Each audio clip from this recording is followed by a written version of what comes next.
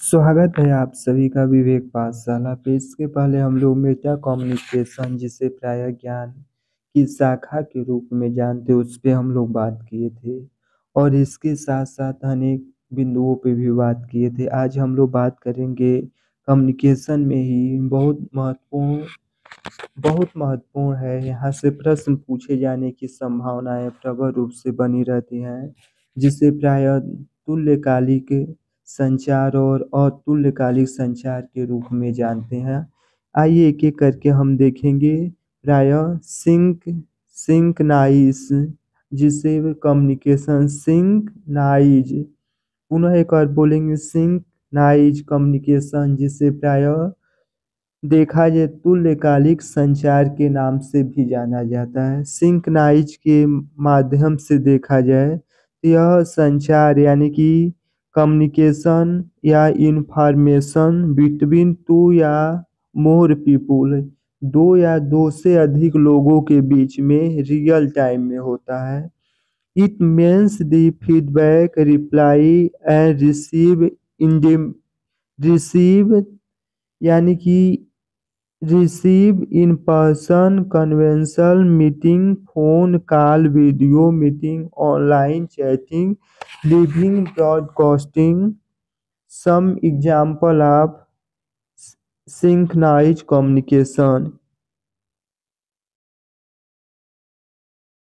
यानी कि तुल्यकालिक संचार के माध्यम से आपस में सूचनाओं का, दो या दो से अधिक व्यक्तियों के बीच सूचनाओं का आदान प्रदान आपस में होता है। वह यानी कि रियल टाइम में, वास्तविक समय में एक व्यक्ति या दो से अधिक व्यक्तियों के बीच सूचनाओं का वास्तविक आदान प्रदान होता है। और इसका आशय ये है कि जब सूचनाओं का वास्तविक समय में आदान प्रदान हो रहा है तो जो भी फीडबैक हम देंगे वास्तविक समय में यानी कि रियल समय में फीडबैक दिया जाता है।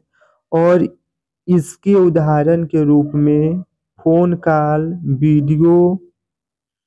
फोन कॉल हो गया, उसके बाद तो वीडियो मीटिंग और calls, online chatting, broadcasting for example. यानी कि जो भी प्रत्यक्ष रूप से आपस में दो या दो से लोगों के बीच में संवाद हो रहे उससे हम तुल्यकालिक कहेंगे। इसमें प्राय रियल समय में फीडबैक दिया जाता है, यानी कि तत्काल ही फीडबैक दिया जाता है। इसमें online meeting, video call, broadcasting और प्रत्यक्ष रूप से आमने सामने बैठकर भी कम्युनिकेशन हो सकता है। यह इसके कुछ महत्वपूर्ण उदाहरण रहे।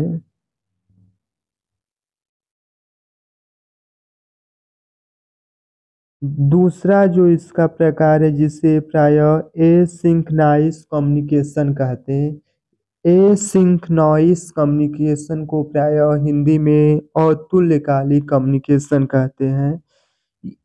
इसका आशय है कि जब हम आपस में संचार कर रहे हैं, इसमें भी दो या दो से अधिक लोग हो सकते हैं, लेकिन जो फीडबैक था या जो आपस में हम बातचीत कर रहे थे वह रियल टाइम में न होके वह कभी भी हो सकता है। यानी कि सेल्फ पेसिंग यानी कि अतुल्यकालिक संप्रेषण के माध्यम से जो भी आपस में संचार या विचार विमर्श हो रहा है वास्तविक समय में न होकर कभी भी हो सकता है। यानी कि अगर हम किसी